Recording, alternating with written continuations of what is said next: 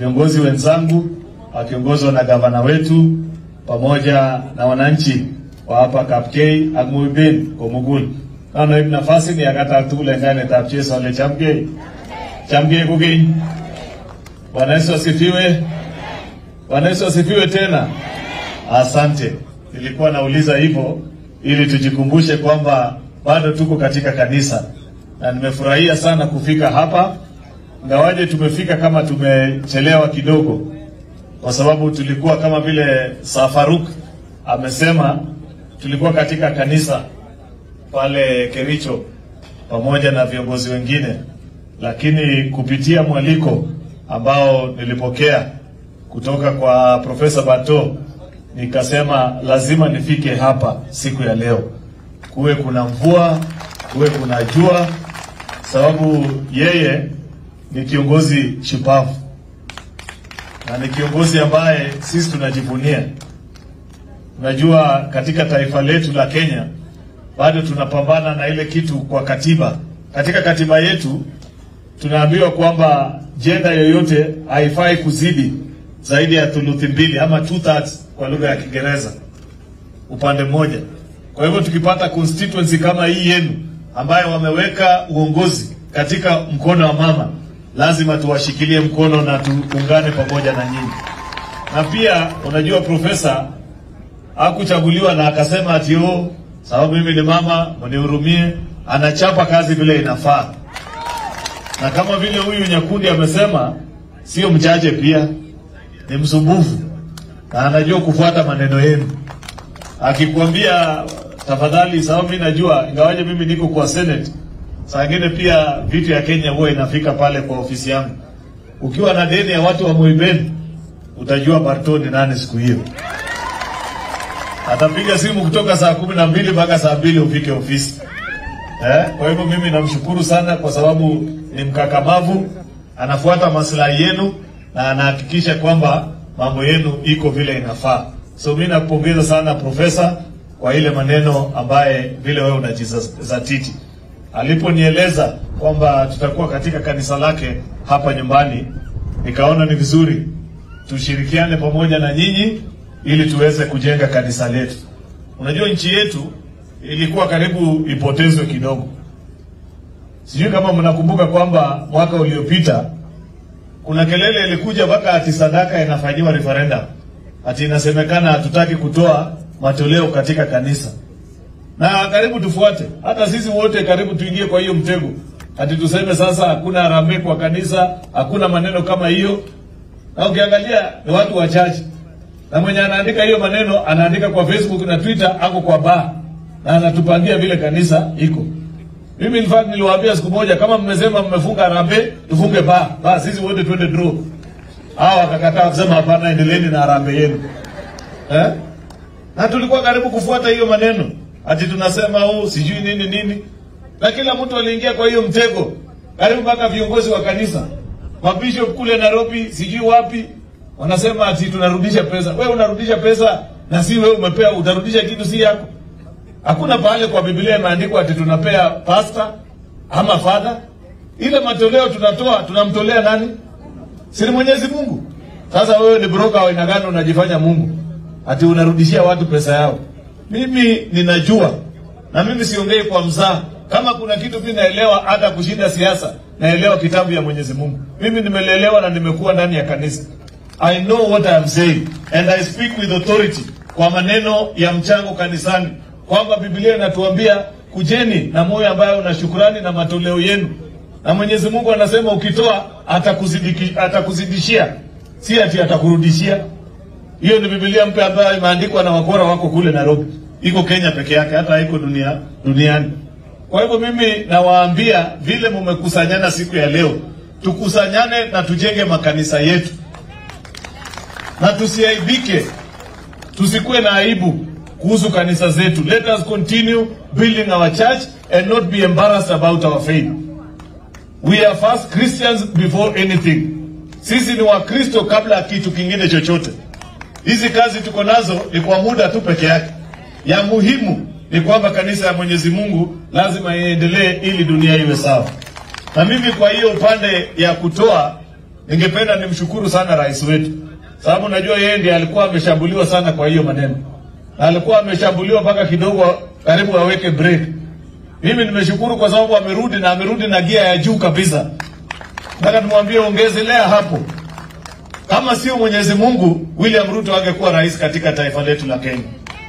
Kama sio kanisa hii ambaye anatembelea na anapatana na Wakristo wenzake ambao walisimama nao wakasaidiana kujenga makanisa, hatungekuwa na serikali hii ya Kenya Kwanza. Kwa hivyo tusikubali kudanganywa mpaka ifike mahali ati tunaaibika katika mambo ya matoleo katika kanisa. Matoleo katika kanisa ni mambo ambayo iko katika Biblia, na ndiposa tumefika hapa siku ya leo kupikia mwaliko huo. Tumalize hii, twende na ingine zaidi, ili tuishi vizuri hapa duniani tukingojea kwenda pale mbele. Otherwise sina mambo mengi. Mimi ninashukuru, nina furaha tumepatana na viongozi wenu hapa. Gavana pia ni rafiki yangu, gavana koti moja. Waje siku hizi anaitwa koti moja, si moja. Sababu akiulizwa anasema hapana, nilikuwa nimesema moja kila siku, si ati moja peke yake. Sababu hii yako naye si yenye alikuwa naye mwezi iliyopita. Lakini namshukuru sababu ni rafiki, tumekaa naye pamoja. Katabu kityo gobeta kidogo. Lekoleo nyeteji oliepka. Akingidile kabi uko yoli. Yani imo ingala kabisa beta saba gavana. Singabara wisage nyonge tu ya poger aja gidi. Boko ibeto. Ako amaja wech kongwe. Aka som alonge testa age bagenge negitindai. Kukipiga apka, kukipiga emetab Kenya, boisionik kyok tugul kigilchige keger kele kakakait emetab Kenya kusir kit nekiu kingoname emoni president nebo emetab Kenya ne lakwetab kaa. Onge na kokwet ole kingikochin emoni ko kiako weiwe en emet. Kiteta ko kiako ruske kelie. Kimi kityo keket kuosken o kimokoname beit. Kinangisosochin beit kelechi chito konon kityo chetindoi akiket. Lakini nguni kokorib ako tirchi suswek ako chechi kabisa kotechi paka ngalek tugul chenyalu keteshi. Nguni ndakindo Kenya sokoni kemoitos chi age tugul akole kimoche emoni. Moyan ngalekab lembechet kimoche koibote biik ako mwa kole tom kolian. Onge na kokwet ako kemwochi biik besio olenji emoni bo Kenya ko kikerge yani deni nekimiten koron. Ko kikerge ak chito nekiakosom fuliza, kosom mshwari, kosom tala, ak mwisho sikwendi ka kosirto en ofisitab Kenya Women. Yani kiyoche en olon tugul. Kinekit kialda koron. Yani kowekta jok, besio kosome fuliza, kolepanen tala, kolioy, akaya kakonam emet lain. Nguni ngeng'olole kenyini 2025, kenyisiek chukoche oeng chukobendi kokokiweku emet. Ni 2025 kobo maendeleo akine ketimene. Onge dole Uasin-Gishu ni mwaka ako mwaka ndoi kwa chang panganutik chebo ngalekab ortinwek, sitimet, beek, ne chetestai oliepka kotomo keteste chebo kabatisiet. Mbolea ngalek chechang chekakimwa kewekchini kongoi Jehova kengen kele chang ako tuguk chemiach chebwone oliepka. Komi rutoi ako rutochi emoni bo Kenya olon. Keweche kongoi damun kinge kele kitebie nengo. Amang'u ale ngotore olin kotos koutien oliepka man. Ako mising ko kokilechi akot malazima rutoet akot. Ingorutechech kityo maendeleo akesishike en oliep ngweny. Ingorwai lamisiek, ingoit stimet, ingeribek koit oliepka akenyoru mung'arosiek ako kaikait kabatisiet kokongoi nenyon. Kongeker olon kebatisiot ilian keweche nisi nabas besio betut agenge inyeleche nambo chamke keweche kongoi kora inot. Ana neo konyitechu. Ana mauno?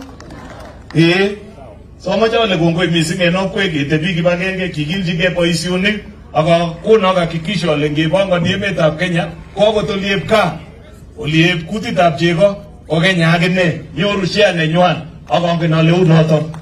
Kenyoru haki nenyon yon kipyeito keker kele lion kenga kele bas ote changechek maendeleo chebwone koron. Ara ninawech kongoi ako yo iyakitia mwatuten chebo bichuep Kiingereza chulile biik kele kakokwer asista sema babuchis ako kako tononen asista akichek. So mimi nashukuru kwa sababu tumekaribishwa hapa Uasin Gishu. Naungana na viongozi wenzangu kuwarudishia shukrani wa Kenya wale wamemkaribisha rais katika ziara yake ya maendeleo, haswa wiki hii alipokuwa kule katika eneo la Mount Kenya. Unajua yule muongo mkabila ambaye tulifukuza kazi alikuwa ameuzia watu uongo mingi sana. Rais akikuja huko atapigwa, hawezi kukaribishwa, ataulizwa maswali. Ninyi mliona TV, rais alikaribishwa au kukaribishwa? Si tunasema asante kwa ndugu zetu wa Mount Kenya, na tunawaambia tuzidi kukaa pamoja hivyo. Hiyo ndio Kenya ambaye tunataka. Wajana na hiyo Kenya ambaye ule mwingine mtu muongo wa fitina na maneno mbaya anaendesha. Na unajua ubaya yake, sisi ndio tulikuwa walimu wake. Na anajaribu kutumia ile ukora yenye tulimfundisha ati kutumia kwetu sisi. Unajua hiyo lugha anaongea, sisi ndio tulikuwa tunamfundisha na mwambia basi enda sema hivi. Uhuru Kenyatta akaogopa mpaka kuenda Mount Kenya. Sasa wewe unachukua ile script mwalimu wa kufunza, unataka kutisha naye William Ruto ambaye alikufundisha. Wewe fanya hesabu ya juu bana. Wacha kuwa mtu reja na hesabu ya juu kali. Ile script anajaribu kuimplement. Sisi wenyewe ndio walimu wa hiyo script. Kwa hivyo huwezi kutufundisha na vitisho yako nusu. Mimi nashukuru na naomba Wakenya wote kwamba tuzidi kukaa, tuwe nchi ambaye tunapendana sisi wote. Tuwe nchi ambaye taifa ambaye si lazima ati sehemu nyingine ikose ndio nyingine ipate. It is possible to have a country where every corner of the country is thriving and no part of the country has to lose for another one to gain. As we sit here today, we have representation from Kenyans of all walks of life who are proud and happy that for the first time we have a president who is taking development to every corner of the country without discrimination. Ukipata watu wa Nyanza wanasema asante rais kwa kutupanga. Upande watu wa Western wanasema asante kwa kutuamshia viwanda vyetu vya miwa na uchumi wetu ambao umekuwa. Ukikuja hapa Rift Valley tunashukuru kwa barabara, mbolea. Ametoka Western Coast wanashukuru kwa maneno yao. Hiyo ndio kazi ya rais wa taifa la Kenya. Kuunganisha Wakenya wote na kuhakikisha kwamba wamekaa na taifa ambaye inafurahia. Sio Kenya ambaye kuna migawanyiko ya ukabila, ya chuki, ya fitina, ya propaganda. Mimi namshukuru Mheshimiwa Rais kwa vile anaendelea kuunganisha taifa na kuhakikisha kwamba tuko na nchi ambaye kila Mkenya anajihisi kwamba ako ndani yake. Mnafikiri kama rais angepanga maneno vizuri, tungekuwa hapa leo na hawa kina Asa Matandi? Huyu Gaucho mtu ya kutembea na sufuria kwa kichwa angekaa hapa leo? Si angekuwa ameleta fujo? Lakini leo ana furaha na mimi naona wanashukuru na wanasema this is what we wanted.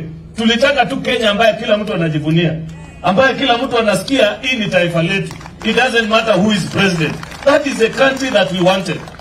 Na hiyo ndio ilitukosanisha na ule mtu wa fitina. Na kushukuru sana Mutuse.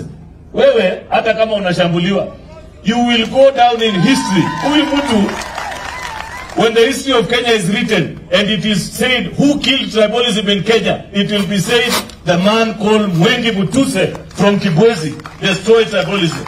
Wakati tulimpeach ule mtu. I have never regretted the decision to impeach Rigathi Gachagua because I know the going down of Rigathi is the going down of one of the most difficult evils that Kenya has faced since independence. The evil of tribalism ambayo ilikuwa karibu kumaliza taifa letu la Kenya. Unajua watu wanasahau kwamba miaka iliyopita, are you people forgetting that in 2007 we almost lost our country kwa maneno ya post-election violence. Then unapata mtu anaenda juu, anakuwa naibu wa rais, na akisimama kila saa, watu yetu, watu ya kona fulani, sijui uziguze wapi, uzifanye nini. Maneno ya upuzi kabisa. Na ndio mimi nafurahia huyu Mwengi Mutuse wakati alileta mswada katika bunge na kusema huyu mtu hafai kuwa kiongozi katika Kenya. Bunge ya Kenya mzima. Na isisemekane nilikuwa naona juzi anasema ati William Ruto ndiye alipanga jambo. Ukifukuzwa na 90% of National Assembly na 95% of Senate, surely 95%, yani Kenya mzima 95%, mpaka hata pahali unatoka nyumbani. Wengi wa viongozi, there were more leaders who supported the impeachment from Mount Kenya other than any other region because they knew this is not the representation of the kind of leadership tunataka. Kwa hivyo mimi nashukuru sana, ninasema tukae hivyo tufurahie Kenya yetu vile tunavyoitaka. Sitaki kusema zaidi ya hapo sababu najua Faruk naye ukiongea mingi anaongeza bei. Anasema Huyu mtu akiongea mambo mingi, leo sina pesa mingi, kwa hivyo ninapima ile maneno. Ile dictator jiji, moger ko lasu puje kore chita neta. Orom kabisa. Ni bwachita ne kurengesa, akotom kutuitosa queen, lakini kurengesa. Imare rais Galeki, so baru na boss Galeki kwa sababu mama jiko chaka kusitio. Professor, asante sana. PS wetu ambaye tunajivunia kazi yetu. Ibanga ngalega passport ipo chula eneme ta Kenya kwa yande kewe kini bongoi. Ama nguo la hapo ngaleju FCBC jumaje kuliona. Ko chule ana majule. Chule ngaleja mbo CBC ngaleja ngelele na bo talab talamu eta ko kwa sukuli stage wa magibuji anga nekeja. But mimi nina imani kwamba huyu profesa wetu atahakikisha kabisa kwamba mambo yote katika serikali imeenda vizuri. Asanteni sana yawe ulipogiricho walenje nebi. Aga tuwage. Basa ibu kwa wakati kakipendati achi ne Reverend Agene kakimituan kanisa. Aaron Cheruyot, kwanza Reverend Mairuri ameunga kanisa la Katoliki na 1,100. Rafiki yetu mkubwa tunamtambua Ogazi wahamwa ole obo isi oginya kwa mutane la kweti ngoro ya ole no Ogazi bomero ole ngoro mjiji da kabisa gure Aaron Cheruyot abo bone 300,000. Aaron Cheruyot anania ochame ang Mairuri. Atashe kunyone kami jorono kigia kama oro jorono kama Mairuri. Ke macha Mairuri every function demu wapse. Ke boni nafas si itia mitore logo api changa ko mai ko nyasta tu jo. Ameja atia janeta e koba. Lakini ameja paishita kanisa. Ane akchoro nokchu father. Murkomen waziri nebo ripset kalyet kakokon siling 1,100.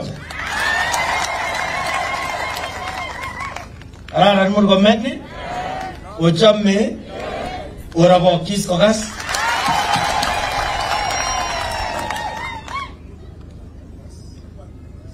ngaliot neo amacha som chorwenyo professor kete kawi ai gone jara be ne bagmasi kone ne bagmasi kanisa shagari 25 kore amu golap kay kang baisyonik golap kay tubing baisyonik ko boru kanto natin nakarara kimache koroni amacha som skuli shekcho hasa gavana Imiru kimecha wasingisho kwa number 1 ingalega somane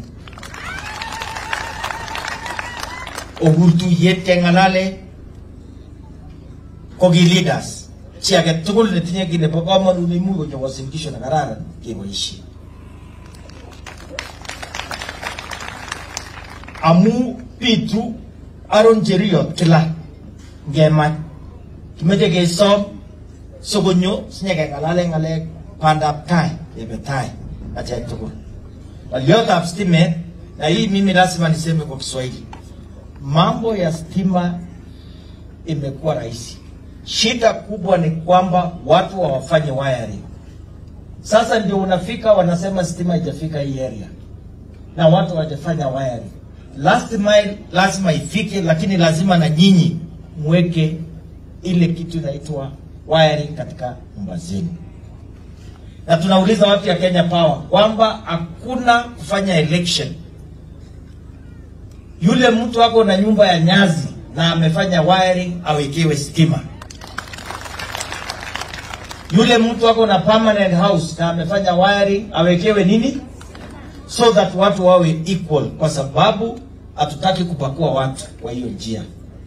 So mimi sitaki kusema, nilitaka tu niseme mimi na kundi yangu father tumekuchangia almost 3.5 million ambaye tumeleta kanisa.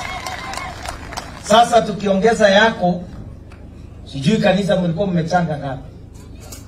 1 million. Ogero le nye Jehova mami kutegai arambe madam. Ya mi mafuno iguro. Ya tomo kutoge mama. Wacha meje pia sani mana kai. Oya ni kigurengo. Professor anenda na hawa mutaye jutukuli. Kago ibwe siling 1200. Sasa ameje fata ningeomba uje ubariki wao. Hawa viongozi tuwa release wametupa heshima. Hawa waende Nairobi. Bariki wao kabisa waende wakirudi. Si ndio? Na tunawapatia. Na vile Haron umesema. Netege ya siri story nege. I think tuanze kukuza huyu kijana anaitwa Mtuse. Huyu Mtuse tukuze yeye kwa sababu akiwa na nia ya kuweka Wakenya pamoja, nafikiria yeye atakuwa amepita ile hesabu ya kuselect viongozi. So that siku moja yeye anaweza kuongoza hii taifa letu la Kenya. Na mimi nataka kusikia kutoka hapa kwenu. Nyinyi mnapenda huyu mtu ambaye hapendi ukabila? Mnaamini yeye? Sasa Father ukiomba ongezee yeye. Ongezee hiyo nafasi ya kwamba tusike ukabila once and for all. Asante. Yes. Pamoni. Tarus ambaye ni mtoto hapa nyumbani 1,100. Jackson Mandago shilingi 1,100.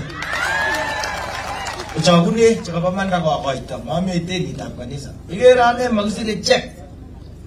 Lakini leo hii pesa inalala kwa polisi, haiwezi lala kwa father.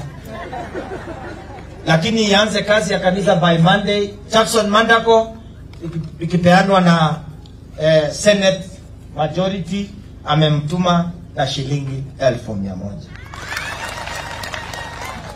Biga mwibe awa aganyo ananawe kabisa. Ojama amnye aweke goroni sekretestai amete kitogene shetani ashindwe. Shetani afanya nini? Abantu bamintu mbiyamole. Mbiyamole naende. Chamge missing. Asante sana Sir Faruk Kibet. Father wetu, asante sana kwa neno. Leo umetuambia ya kwamba tuende mlimani, tukuje na mbao zetu. Na leo hii tumeenda mlimani, tumekuja na simiti, tumekuja na mchanga, tumekuja na mawe, tumekuja na chuma, tumekuja na dirisha, tumekuja na mabati, tumekuja na pesa ili tuhakikishe ya kwamba tumemaliza kanisa hii. Mimi nataka kushukuru ndugu yangu Sir Faruk Kibet. Kwanza juzi nilipompigia simu, nilikuwa kwa constituency, nikamwambia hii central, hii picha naona ni ya ukweli. Akaniambia ni ya ukweli. Nikamwambia naona kama wewe unanipanga, kwa sababu unajua yeye hakuna mtu anajua kupanga kazi kama huyu ndugu yangu Faruk Kibet. Saa zingine hata namwambia yeye katika mazishi yake, hiyo wakati ikifika yeye ataamka aseme nyinyi hamjapanga vizuri, alafu arudi. Lakini baada wako na masiku mingi duniani ya kuendelea kupanga. So mimi nikafuatana na yeye, nikaenda mpaka huko Central juzi na jana, kuona kama ni ukweli ile upendo nimeona huko ya rais. Na kwa kweli wale watu wa Central wanampenda rais wetu William Samoei Arap Ruto. Ya pili, mimi nataka kuwashukuru watu wa Moiben kwa sababu ya kumchagua huyu Professor Phyllis, huyu mama. Pigeni huyu mama makofi. Huyu mama ni mama mkakamavu, ni mama shujaa, ni mama ambaye anapanga maneno kule bunge. Ukiona hata maswali imekukushinda, unapatia mama, anaiweka vizuri. Kwa hivyo nataka kumshukuru kwa sababu ya kumchagua huyu mama. Lakini mimi nataka nishtaki huyu mama. Nimshtaki huyu mama? Mimi nataka nishtaki huyu mama kwa watu wa Moiben. Huyu mama kule bunge anatusumbua sana. Huyu mama anatusumbua sana. Mimi niko katika ile kamati ya budget. Tuko na huyu Atandi. Huyu mama kila siku yuko pale asubuhi mapema, anataka pesa ya barabara. Tukipatia yeye aende, kesho tena anakuja anasema anataka pesa ya stima. Tunafukuza yeye, tunamwambia enda, tena anakuja anataka pesa ya maji. Sasa huyu mama inaonekana hana kazi nyingine. Sisi tunataka turudishe yeye hapa nyumbani afanya kazi nyingine. Umekataa? Ama nyinyi ndio mnatuma yeye? Nyinyi ndio mnatuma yeye akuja atusumbue? Kwa hivyo tuko na kibarua. Sawa, sisi tumekubali kama nyinyi ndio mnatuma yeye, wacha tusukumane na yeye, na hiyo kazi nzuri anaendelea kufanya, azidi kusaidia watu wa Moiben. Sisi tumekuja hapa kusaidia kanisa na kusaidiana katika sekta ya maendeleo. Mimi nataka kuwaambia watu wa Moiben na watu wa Bonde la Ufa, kwanza nataka kuwashukuru kwa sababu ya kutupa kiongozi shupavu, kutupa kiongozi mkakamavu, kutupa kiongozi ambaye anaweza kuhusisha Wakenya wote na kuleta Wakenya wote pamoja ili tuweze kusonga mbele. Kama sio William Ruto huyu ambaye mlitupatia, Kenya hii saa hii ingekuwa imechukuliwa kwa madeni. Huyu William Ruto amepanga kazi. Sasa ile kazi alikuwa anapanga miaka 2, kila mahali watu wanaenda wakishangaa. Mimi nilikuwa Mlimani jana na juzi. Ile masoko William Ruto rais wetu amefungua kule. Zaidi hizo siku 2 niliona soko zaidi ya 16 zikufunguliwa kule. Na nchi hii kati ya zile constituency 290, kila constituency iko na soko moja ama soko 2 ambazo zinaendelea.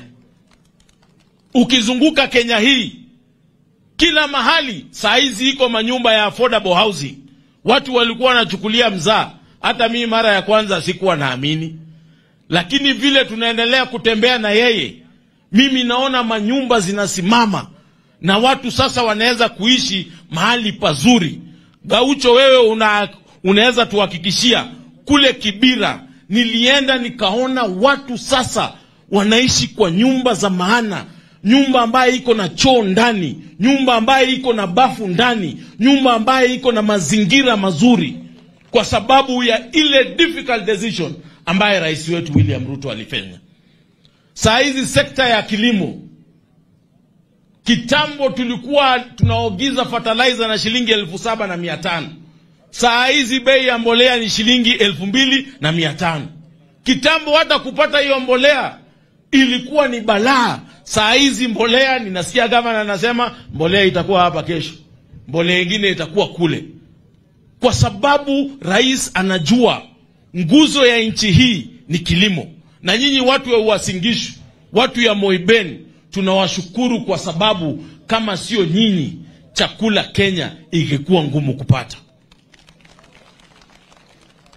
Nyinyi watu ya Uasin Gishu tunawashukuru zaidi, kwa sababu mmeweza kulisha taifa letu la Kenya.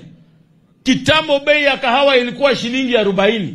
Saa hii bei ya kahawa imepanda. Saa hii iko 100, 110, 120, huko nilikuwa Central mpaka 140. Kwa hivyo nikisikia gavana akiwaambia analeta seedlings 1,000,000, pangana na gavana, anajua bei ya kahawa imepanda. Bei ya bei ya chai. Kitambo last year, the money that we collected from tea was 170 billion. Mwaka huu tulicollect 230 billion, 50 billion more from ile ambayo tulikuwa tuna collect previously. Hiyo ni ile kazi ambayo rais amefanya. Ukienda hapa Western kwa huyu rafiki yangu, Western sukari hawako wanalipwa bei sukari. Saa hii Kenya hii si ndo tulikuwa tunaenda tunaleta sukari kutoka nje. Mwaka uliopita Kenya hatukuleta sukari hata tone moja. Hawa watu ya Western walituletea sukari yote kutoka Western. Ile kazi rais amepanga sekta ya elimu mahali Bitoki huko, ameandika walimu zaidi ya 76,000, kitu ambaye haijawahi fanyika tangu dunia iumbwe. Ameandika walimu wa TVET wengi sana, zaidi ya 5,000. Saizi ma TVET zetu zimetengenezwa, ziko sawa. Huyu rais amefanya kazi nyingi. Vile tunaongea saizi, ile pesa ambaye bunge ilipitisha shilingi 7 ya RMLF, tukasecuritize hiyo pesa. Saizi contractors the last 1 month wamelipwa zaidi ya bilioni 42. Miezi 2 kutoka sasa tena wanalipwa zaidi ya shilingi 60,000. Hii yote ile mabarabara yetu ilikuwa imekwama, contractors sasa wamerudi. Sasa nyinyi niwaulize, wale ambao wanataka kushindana na huyu jamaa anaitwa William Ruto, ako na masoko ametengeneza mingi kushinda wale marais waine wamekuwa. Ametengeneza affordable housing nyingi kushinda wale marais walikuwa. Sekta ya kilimo ametengeneza vizuri, watu wanapata pesa nyingi kushinda wale marais waine walikuwa. Sekta ya elimu amepanga CBC walimu wengi kushinda wale marais wote walikuwa. Alafu huyu ndio mtu wanataka kushindana na yeye. Hawa watu wako na kibarua, kwa sababu yeye scorecard yake ni scorecard ambaye inajieleza. Na huyu mtu ambaye bado wanataka kushindana na yeye amekuwa mbunge term ngapi? 3. Si William Ruto amekuwa mbunge term 3? Aliwahi shindwa?